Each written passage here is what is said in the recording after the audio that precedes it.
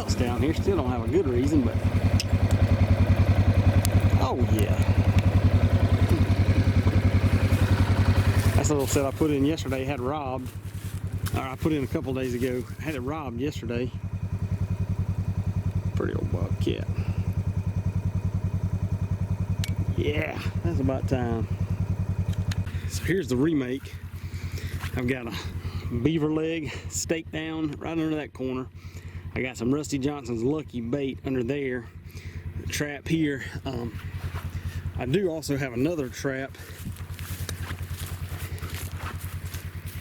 set right there. I need to spread a little more hay out, but I don't know if you can tell it or not. You can see that trail coming right down through there, and it goes right by there, and there's just appears to be all kinds of activity in and around these hay bales.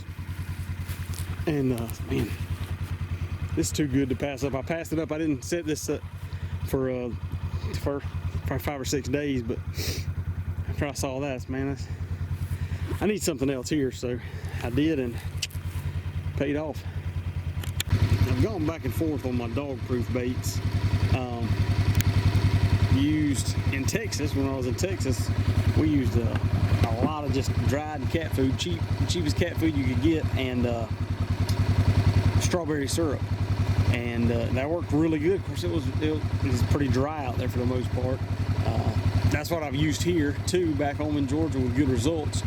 But of course, you get rain, it kind of turns all that into mush. So I switched to big marshmallows. I got one marshmallow stuck down in the bottom of the trap under the trigger, and then some strawberry syrup shot on the trap, and then around, wherever, down toward the creek or back up toward the road, wherever I think, and then that other marshmallow sitting on top.